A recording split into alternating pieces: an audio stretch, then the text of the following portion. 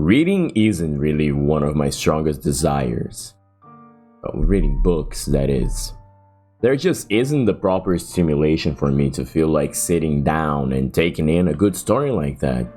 Which is a shame, since it is the easiest way for great authors to write down wonderful stories for people to absorb and take in for the rest of their lives. Thankfully, there are the kinds of authors that do take the next step and use the gaming medium to tell their stories, and I am so glad that Keika Hanada decided to do just that and bring the house in Fata Morgana to life, as it is one of the best stories I have ever experienced.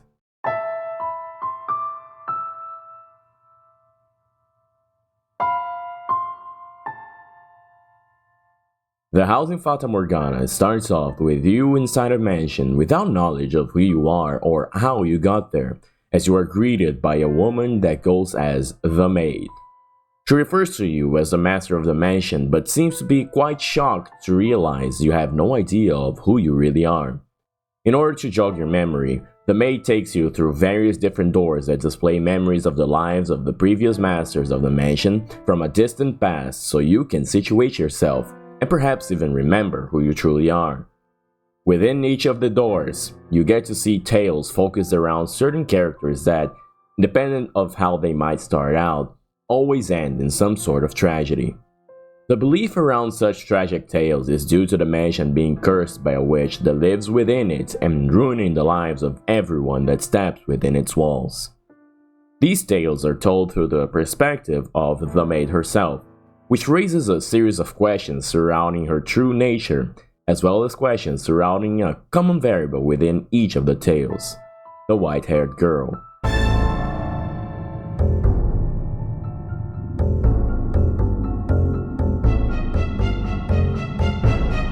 Wonderful, right?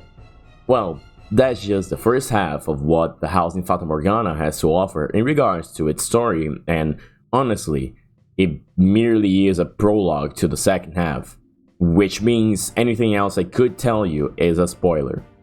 I know Lucas doesn't really like to tell spoilers when reviewing the games, especially visual novels, but I sincerely don't know how to talk about this one while being completely spoiler-free, since this is pretty much just a book with pretty images and a wonderful soundtrack. So story is really most of what I have to talk about here. I mean, if you're like me, you probably aren't here to know what I have to say about the story anyway, right? I'm already assuming you have played through the entire game and want to hear my analysis on it. So let me go through the formalities first, however, for the people that have yet to play this game. Hey you! And yes, you! Have you not played the house in Fata Morgana? Well, then go do it. I already told you it's one of the best things I have read. Why? Because it is wonderfully paced, even if it is a slow burn at first, but each of the separate stories in the beginning flows well, and I often finish them all in one sitting. And also because, as the novelists put it, they love to mess with your expectations, so expect lots of twists along the way. Not only that, but all of the characters in the game are masterfully written, and you'll probably be just as surprised as I was when you get to the end and empathize with pretty much everyone. Perhaps even more shocked by who your favorite characters turn out to be. To accompany each of those moments, there will be backgrounds that really grew on me with the passage of time, with his Monet-esque paintings as background graphics and the Gothic-styled character arts that are beautifully drawn. Though, I might add, the console version does change some of the graphics around, mainly for the backgrounds and some key arts, and also changes the text box and, general widescreen adaptations. So you can take a look at which style you think would suit you best and go for that, but either version is fine.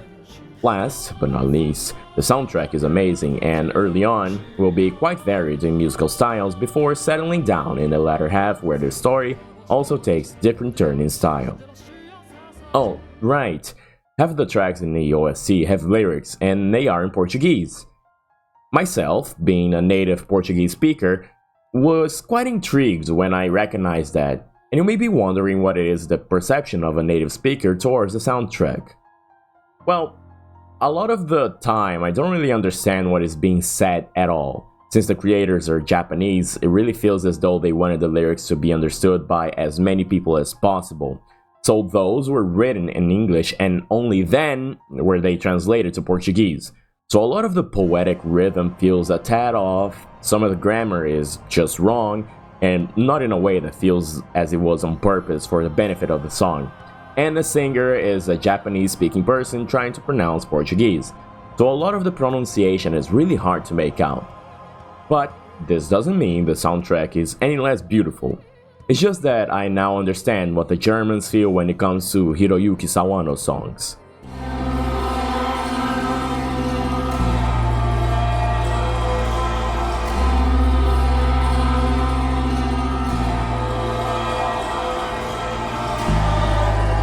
I think it needs to be noted, however, that this might not be made for everyone.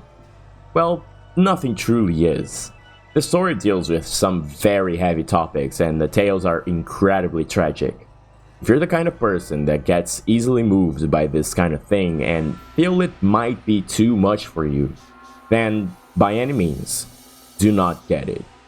Another thing that I think you should know, I made a small effort to look for negative reviews for this game to see the perspective from people that didn't like it in order to comment on them throughout this review. It was actually kind of hard because most people that have read it absolutely love it. But I've seen a couple of ones and have come to the conclusion that I just can't really agree with many of the points brought up. I don't think the pacing is bad, nor do I think the writing is poor.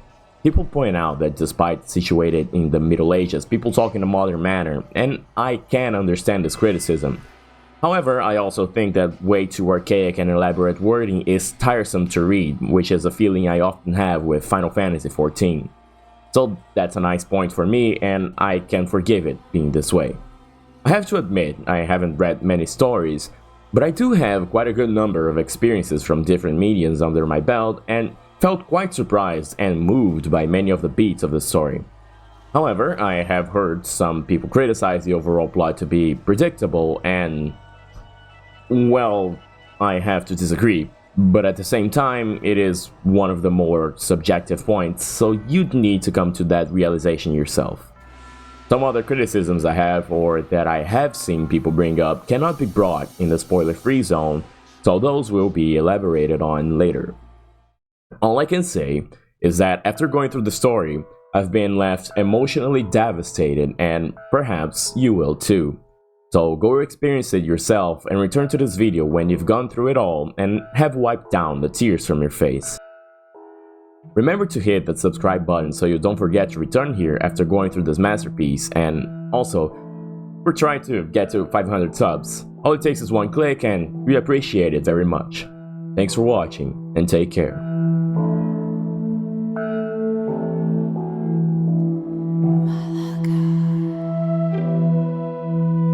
Right, so from here on out, we'll go into spoilers. This is your last warning.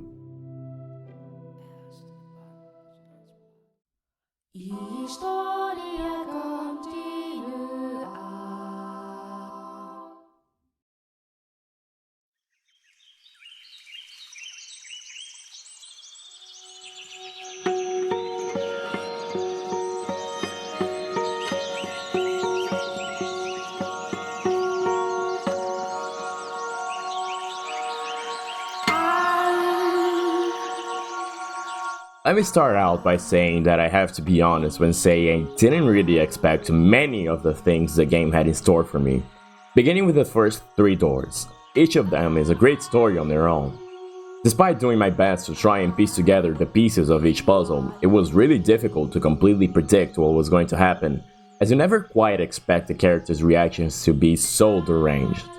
For example, in Mel's story, he ends up shunning Nelly because he's completely infatuated with a white-haired girl, which I'll just call by her name from now on, as this is spoiler territory anyway, and I'm assuming you already played the game.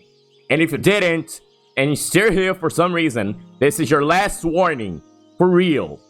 Mel doesn't give the light of day to Nelly despite her being madly in love with him, because they are siblings, which is something completely understandable for both sides, as she is a shut-in, spoiled, noble child and it's the 1600s. So, yeah, those were different times. Mel does love Nellie dearly, but not in the same way she loves him. However, he never quite puts those feelings into words for her to understand, and it all starts boiling over after Michelle enters the manor as a new maid and Mel begins to have feelings for her, despite the assassination attempts. Talk about having risks. The moment everything actually boils over is when both parties have a blowout at a theater play and Mel lashes off at Nellie, leaving her absolutely devastated as she heads back to the manor and, in her fit of rage and frustration, uncovers a painting that shows that Michelle is actually a result from an affair between Miss Rhodes and her father, revealing Michelle to be their sister and fueling her reasoning to make Mel love her, since he's in love with a sibling despite not knowing that. And all of that was actually fine, you know. I was heavily invested in the story until that point, and first, was quite surprised about this twist, and second, was glad that everything that was happening was really grounded in reality. Then Nellie hits me with this vision, and I'm just left absolutely speechless. Okay, perhaps a "what the fuck" was my proper reaction. I was expecting something a lot more, I don't know, normal?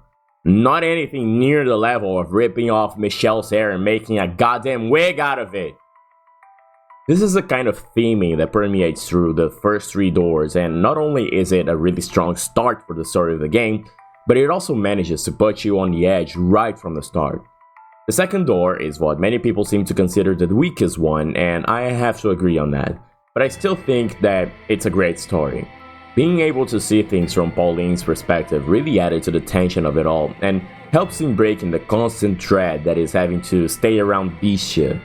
See, the problem with Door 2 is that Bisha, or rather Yukimasa, is just not really a human through and through. He's the kind of person that relishes in torturing and killing others, but it's kinda hard to take in the story because he's just this kind of person. Even if, by the end of the game's whole story, you get to empathize with him regardless. Door 3 might be the best one out of the three, though, since not only Jacopo is our GOAT, but god damn, it's such a tragic tale. The way he treats Michelle through the entire thing is appalling to sit through and paints him as this twisted bastard that only knows how to be a jackass with his wife. But, by the end of the tale, you see that it was all because Maria was pulling all the strings behind everyone's backs, and it was all a plan to straight up ruin his life and take revenge from what his family had done to her family back in the day, as they were part of some mafia or something of the sort. Honestly, sitting through the entirety of Door 3 and seeing Michelle's near-endless devotion to Jacopo despite all of the circumstances, and getting to the point where finally he decides he should talk to her face to face, only to realize she's been gone for 2 days because the sad inauguration where they would meet in was delayed and Maria purposefully didn't deliver this information to her is just sad, man. It's so sad.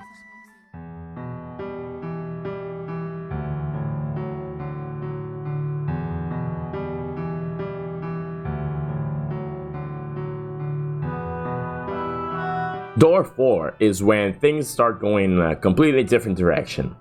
Here's where they start being a little familiar if you choose to go through the mirror earlier and you get to see the story of Michelle. Someone that calls themselves a witch and lives by their own within the darkness of this mansion. When going through Door 4, you get to see that a lot of it feels tad off.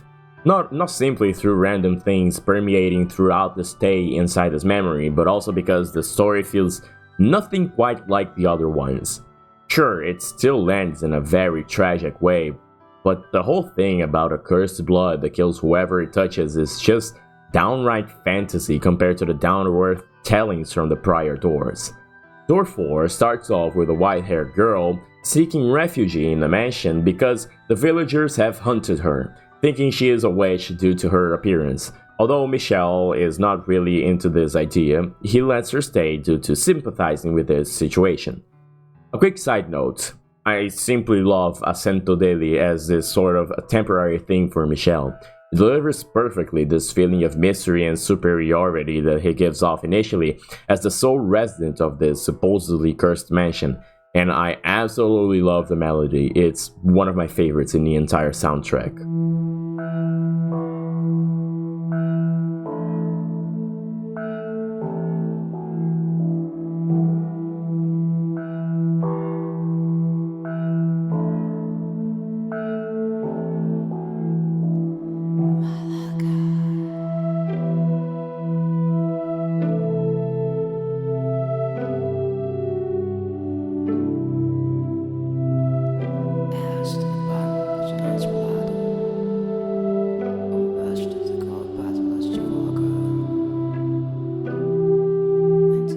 Initially, as Giselle, notice the different name, finds her bearings in her new home, they don't communicate much, and Michelle makes an effort to avoid her. But time passes, and she eventually manages to find a way into his heart. And that's when we find out he has a curse that kills people when touched, which is the reason he has avoided her all this time. One day, Giselle is jumped by a man at the manor's entrance, and Michelle, in a bid to save her, gravely wounds the man with his curse, but in the process gets wounded himself and drops of his blood fall onto Giselle, causing her to get sick over time. When her situation becomes critical, tragedy strikes once more as the man from before brings back the whole village to attack the mansion, causing both its inhabitants to flee into the observation tower, where Michelle, after having Giselle die in his arms from her illness, makes a last stand against the villagers before being killed, only for Giselle to not have actually died after all, and she gets to live the outcome of the things that happened. But alas, through our experiences when meandering the mansion by our lonesome and recollecting fragments of our memory, we realize that Door 4 was nothing but a fabrication, and we reclaim our identity as the master of this mansion when we finally are revealed that we are, in fact, Michelle, and not the white-haired girl after all. At this point in the story, I was left with a lot of questions, and I was thinking of things related to parallel timelines and whatnot. It was quite an endearing experience. However, there were still some questions left unanswered, mainly who the maid really was. She had told us that she was, in fact, Morgana, but us, as Michelle, knew better than that and recognized the maid as being Giselle. And now us, with the proper knowledge of the story that befell during our lifetime, would take the lead in guiding her to remembering everything that happened.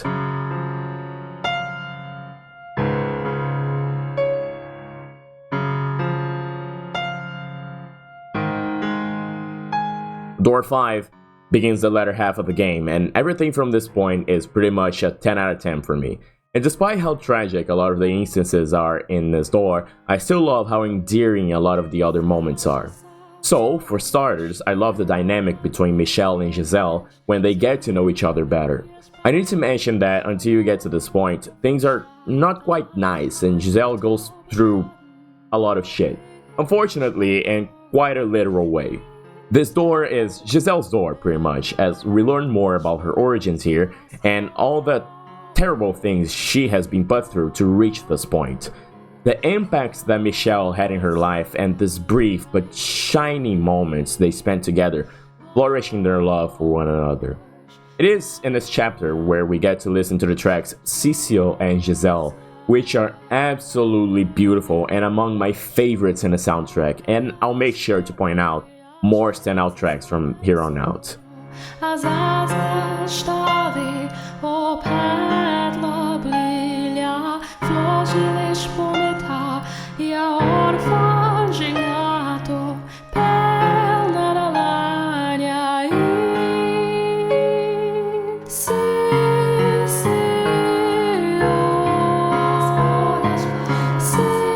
However, it seems like everything good that happens in this mansion is not meant to last, and this is no exception.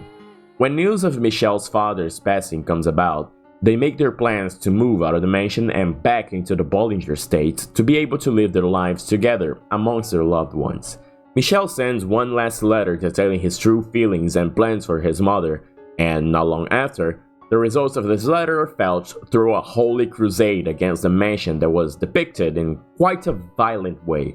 with the knights shooting arrows through the windows of the mansion and Michelle rushing to keep Giselle safe at the top of the observation tower. After Michelle's execution, it comes to no surprise that Morgana actually exists as the witch within the mansion's walls, and she provides Giselle's wish to be reunited with her lover, though it comes with a price that Giselle becomes an undying mate for the mansion as she awaits for Michelle to be reconstructed in a future life. We get to see some of the forgotten details from the previous doors, now retold from Giselle's own point of view instead of an overall depiction of the tale, including the tragic death of Hayden Rhodes after he drilled the proper manners of a maid into Giselle so she could do her job well throughout her years in the mansion, unbeknownst to him. I also really liked how, when passing through each of the eras again, the songs related to them also play, such as Petaluda playing during Hayden's time and Ephemera making a return when Melanelli come into play. This recollection of events around Giselle is one of the high points in the story, as you really get to feel the deep levels of despair she goes through, not just through seeing Michelle supposedly get reconstructed as a girl in every single era, making her even more desperate when her attempts to recollect his consciousness goes unanswered, while at the same time slowly forgetting all the finer details about the one reason to be alive in the first place. On top of the constant nagging from Morgana in her head, feeding her lie after lie, eventually coming to outright gaslighting her into thinking that Michelle never even existed in the first place. Though she doesn't completely succumb to the constant hell she has to go through, burying her most precious memories deep inside herself and protecting her mind with an outside shell.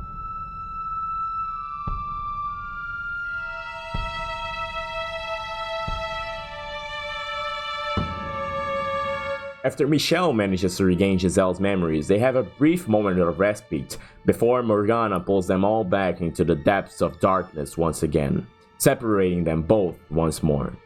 I must mention that it is quite endearing how the story shows you the level of despair and hopelessness that they are going through at any moment, mainly through the CG used at this scene, but also through Giselle screaming to not let go of her hand, something that has been repeated many times before, but now has a completely different meaning. However, despite it all, Michelle reminisces about the time he spent with Giselle and how they spent some of their time knowing each other, displaying how the thought of being able to be reunited with her once more is the sole motor force behind going through all the hell he has been and will be about to go through. The next beats of the story shows Michelle doing anything in his power to return to Giselle, and he really, truly does try to make this happen, but Morgana has other plans for him and forces him to witness her life story. Chapter 6 is essentially a way to turn our perception of Morgana on its head, since to this point we have seen her as merely this rancorous antagonist that seems to wish nothing but misfortune to those that happen to cross paths with her. We witness her perspective of her own life story, and it is some of the most soul-crushing things you can possibly read. Made even more crushing with the constant use of the track Sanctus, which already sounds really heavy, and then you read its lyrics and are left agape. Morgana was never ought to be this evil being we get to know her as. In fact, she was even considered to be a saint, and through all her life, she believed herself to be the very child of God, even until her last breath, where she is left wondering how could her father have forsaken her. Through most points in her life, she tries to do what she believes is the best for everyone, only for her to reap the harvest of everyone's selfishness, greediness, and indifference. Something that is brought up in this chapter is how, if you really wish for something to happen, it will come true. And this is relevant for other moments, such as Giselle wishing to be reunited with Michelle, and another thing that I'll bring up soon enough, but also to her dying wish to curse the lives of those that wronged her forevermore. Those being quite obvious as you read through the story to Bimel, Yukimasa, and Jacopo. It is quite difficult to disagree with the sentiment, and all of a sudden Morgana doesn't seem like this cartoonishly evil antagonist that she once seemed to be, and that is one of the main strengths of the writing in Housing Fata Morgana. how the characters aren't all written as black or white. All of them have many shades of gray that not only paint them as believable and human, but also open for opportunities of change and to give the reader a completely new perspective on something they once thought was immutable. Though I have some criticisms on top of that, which are about to come to light when talking about Michel. Michel feels Morgana's story directly on himself. Nothing ever felt quite real like this did, but he still perseveres onward so he can be reunited with Giselle once more. However, Morgana knows that he is not being quite honest with himself, and we are taken directly to where Giselle is. Except she is disgusted by his presence because she has read the letter he wrote his mother, which details his one secret he never told her: the fact that he was born female.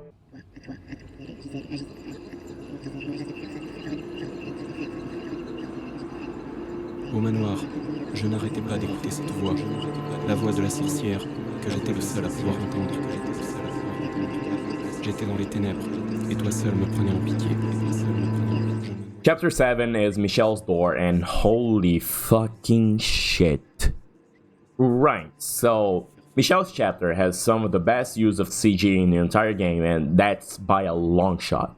Each character is presented through a portrait, which, let me tell you, it's amazing foreshadowing, and some of the key arts are either outright beautiful or outright dreadful, but in a good way.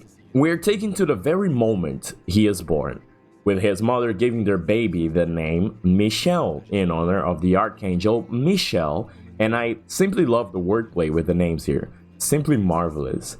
Through the story, we get to see that Michel doesn't want to be treated as a woman, and in fact, doesn't really bear traces of being a woman either, as despite reaching 14 years of age, she still looks like an infant. However, she is treated as such because her mother wanted a girl to care for, and back in the era they existed, many things pertaining to sex and gender were deeply ingrained in pragmatism. It all boils down to a moment where she is assaulted by one of Georges' guests, and she wishes from the bottom of her heart to become a man so she can follow her wishes to be a knight and never have to go through what she has gone through once again. Remember the thing about wishes coming true if you truly wish for it? Well, this is the case now. Michel comes down with an unknown illness where she cannot speak and becomes bedridden for 6 months. Her mother would come to nurture and pray for her to get better every day, and by the end of this time span, she does get better. Except that her body has changed and her voice is now more deep and more manly overall. Her wish has really come true, and from this point on, he calls himself Michel. Now, I was left quite curious in this regard because the story never quite tells us how this came to be. We know Michel has no reproductive organs and that he has gone through delayed puberty. It does seem like there are actual diseases that fit this description, even if not one disease manages to tick all the boxes. So it's incredibly unfortunate for Michel to be so unlucky to be affected by at least 2 incredibly rare genetic sex diseases. But it does seem like it's somehow possible to be assigned as a female at birth while genetically male and go through virilization while lacking visible reproductive organs. And that's taken into consideration modern medicine, so I suppose back in the 11th century where this takes place, makes it even more believable. But I'm digressing, as it's not really that important, considering that I'm trying to find logical reasoning in Michel's backstory while Morgana has turned into a witch that haunts the mansion, and Giselle became an undying maze that went on to exist for centuries. Basically, the mansion deals with the supernatural, and I should suspend my disbelief for some of the things the story tells me. All I say is that I suppose I would have believed the story better if Michel ended up having a dick after this transformation, but I understand that it also is supposed to be a form of symbolism, as angels are not assigned sexes. And also because I might just not understand properly the intricacies of intersex people, so yeah, there's this whole thing as well. Either way, Michel is labeled as being cursed by his mother that refuses to accept who he now is, and he is left isolated in a room within the estate where, after a certain moment with an Abigail, turns into him being left to die as he cannot leave the room and no one comes by to give him any aid. That is until Aimee shows up. Aimee makes Michelle's life a living hell, and it honestly is ungodly reading through the remainder of the chapter because of all the things she puts him through. In earlier moments of the story, we have brief flashes of Michelle's memories with Aimee and how he is essentially triggered by that experience. Back then, we are left to think that perhaps it was an unreciprocated love, and on the surface it was. But it went much deeper than that, and it's shocking the depths of despair he has gone through in his life. Which finally brings me to one of my main criticisms of the game, Michel himself.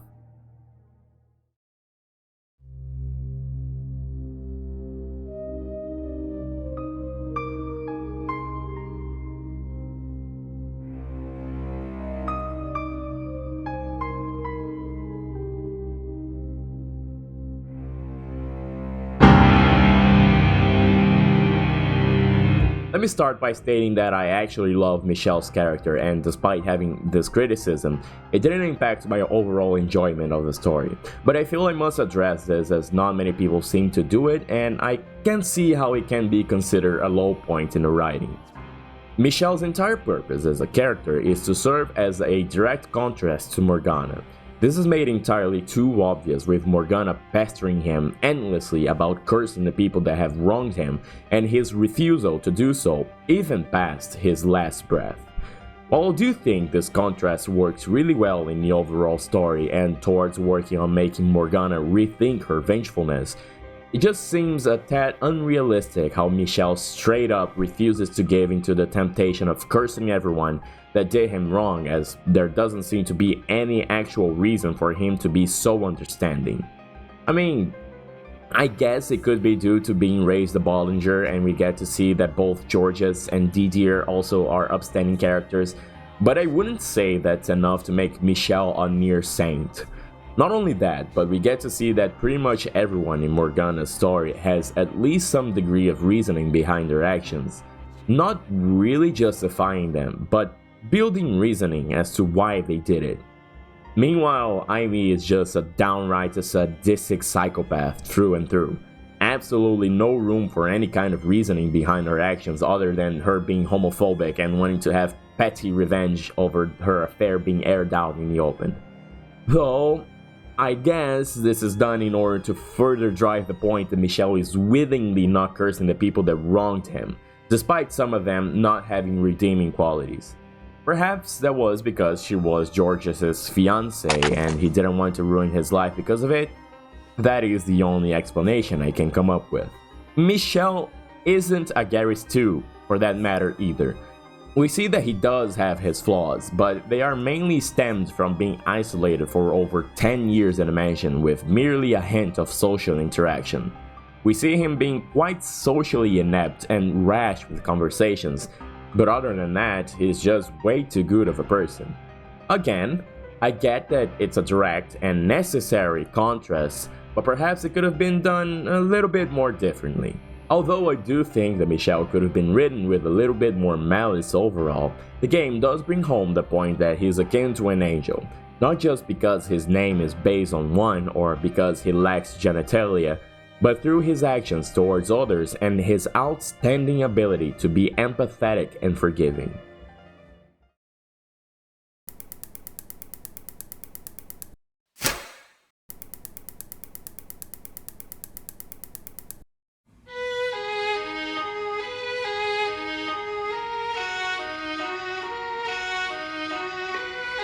Through much of these last chapters, Michel begins to understand that he never stopped to listen to what Morgana had to say. He never stopped to ask why she leaned so heavily into the idea of cursing other people and how her life came to end in that situation. Michel knew about the corpse. He knew something macabre had happened, yet never stopped to ask her directly. A common thread between all the stories told within the house in Fata Morgana is the lack of communication and how most of the things that happened could have been avoided had people known how to properly talk with one another about their true feelings. How come, you may ask? Well, it's not just about Michel not asking about Morgana's past, as I just pointed out, and how that could have avoided many of the things that happened after that, but Mel, Yukimasa, and Jacopo's stories also erode from a severe lack of communication between the main players. For them, in particular, it becomes much clearer as we experience Morgana's tale through their combined perspectives. The last chapter is a different perspective of Morgana's tale that she was not aware of, one that Michelle takes her on much like the maid did, and it functions a lot like a simulation of everyone's consciousness as we get to know that every character we've got to know thus far had their presence at that period in time. It wasn't simply Mel, Nelly, Yukimasa, and Jacopo, but also Pauline and Maria. This all makes it so Michelle can freely roam around the area and figure out a way to convince the three men to hand over their keys so he can rescue Morgana before noon hits on the third day. We eventually realize that it was all that, a simulation, and not actually some sort of time travel to alter the past and give Morgana a second chance in life. And I'm glad for that. What's important is that through this collective recollection, we are able to show Morgana that her perspective on the people that wronged her was not accurate after all. Of course, a lot of the things that happened were legitimate mistakes and mainly the consequences of the lack of proper communication that I talked about before. Mel doesn't tell Morgana he is freaked out by the blood offerings. He doesn't warn her of the dangers of opening the door that one day. Yukimasa does everything by force and often is led by bloodlust over anything else, despite knowing who the witch was in a cabin by the lake, and how he would not hurt her because her voice acted like a tether to him and his humanity. But at that point she was deemed unnecessary because of Pauline's existence in his life, and Jacopo not only cannot say a word to Morgana that he is not the first lord that made the blood feasts, but he also would rather wait the perfect time to release her rather than just doing it right away, even when he knows what he's doing is something he is regretful, on top of never letting her know of his true feelings for her. I want to point out that up to this point some tracks stood out from all the rest in the soundtrack, with ones such as Michelle Bollinger and Everybody's Crying, yes, that is the name of the track, being ones that play in crucial moments, especially the latter being particularly memorable as Morgana is dying in Michelle's arms. There will be one more track that I want to take note of, and this will come in a little bit.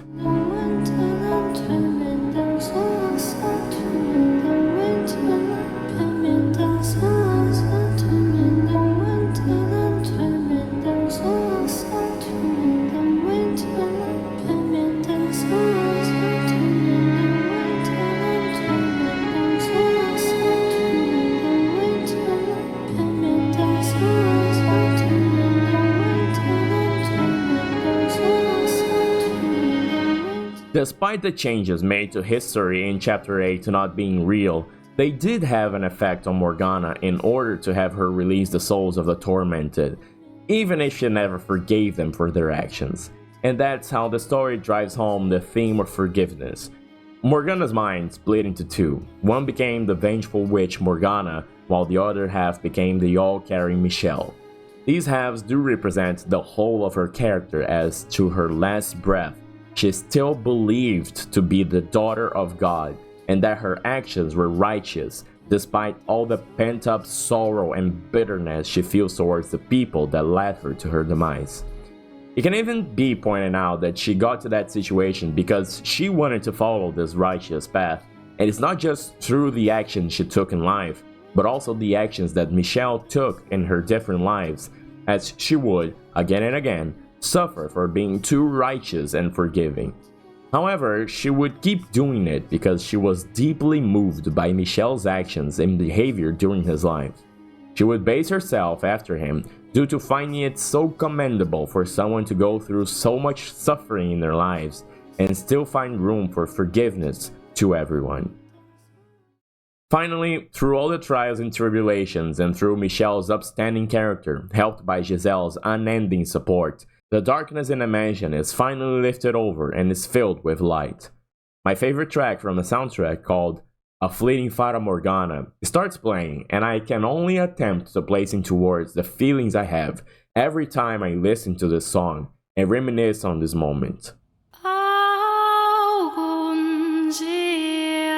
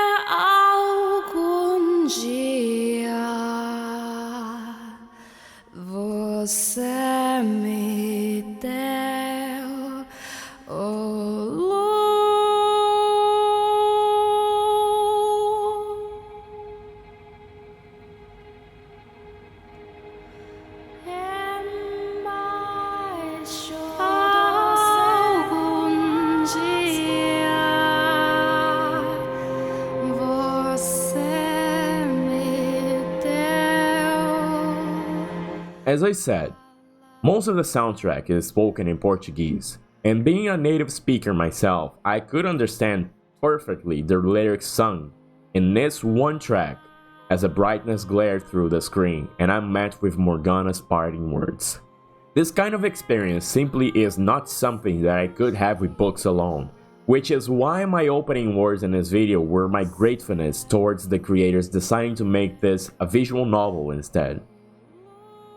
It isn't simply because books are boring and I need the extra stimulus from pretty pictures and the like to enjoy a story like this one, but because this is something that will leave a deep, ingrained memory within my being that will never be taken away. By taking in the entire story, we see that Michelle really is supposed to have this clear contrasting parallel to Morgana's story, as I mentioned before. Both have incredibly difficult lives and are taken to their limit. However, Morgana does not find the will to keep living when she's at her brink, and time and again gives up on life until it becomes a reality in the observation tower. And when she dies, she is overcome with hatred and uses this to curse those who have wronged her. Michelle is the opposite. Despite going through similar, if not worse, tribulations in life, he does find it in himself to always try to live, no matter the situation, as he greatly treasures the moments of happiness he had with his brothers and he wants the best for them.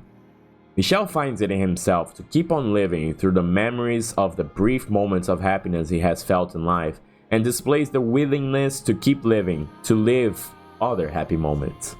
Morgana also did have her happy moments in life, mainly at the brothel, which she did not come to fully embrace as she was very much distrustful of other people and couldn't fully open up to the embrace of others. She does recognize that moment in her life as the one where she truly felt happiness, but only in hindsight. The way I interpret the author's intent with both of these stories and their parallels is that it is neither right or wrong to give up on life when things hit rock bottom. If I were in Morgana's situation, I would most certainly give up on living as well. However, it is pointed out that it falls upon each individual to find it within themselves to not only treasure the fleeting moments of happiness one may experience in their lives, but also not shroud their vision in darkness, thinking that there will be no more happiness in the future. Michelle kept on living despite being endlessly tortured by Aimee and being exiled to the mansion, living by his lonesome for 10 years. 10 years is an incredibly long time to be in such a situation and easily enough time to let despair settle in. But if one is persistent enough to see it all through, they may just find true happiness in the end of it all, as Michelle found when Giselle entered his life.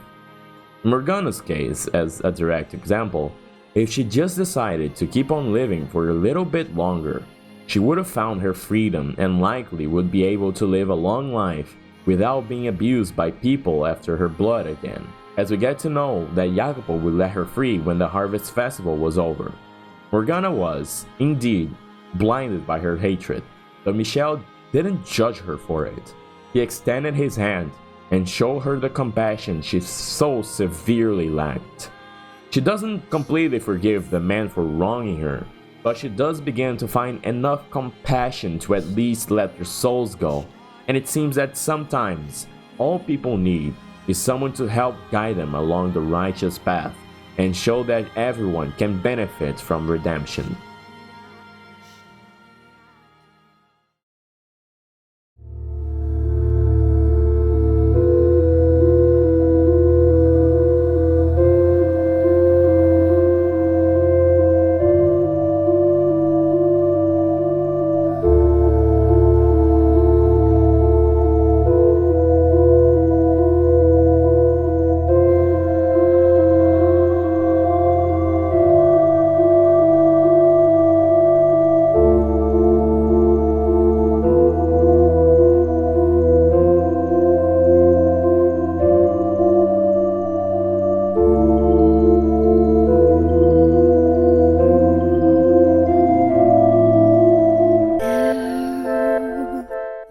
Of course, this is just my interpretation, but I find a deep beauty in seeing that, despite everything seeming to be lost, Despite there seeming to be no way out of the current misery any person might find themselves in, there might still be happiness reserved for us in the future if we just find it in ourselves to keep on living and keep our heads held high.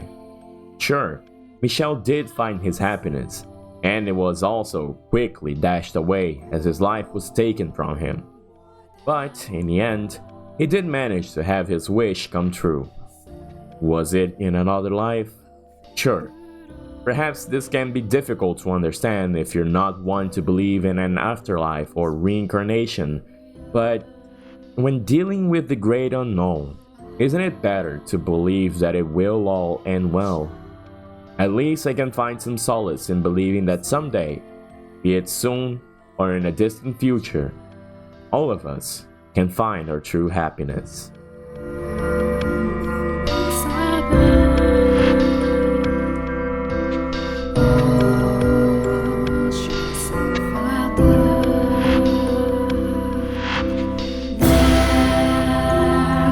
I really hope you enjoyed this analysis on the house in Fata Morgana. Feel free to buy us a coffee by following this link, and make sure to subscribe for more content like this in the future. We're trying to hit the milestone of 500 subs, and your support is very, very welcome.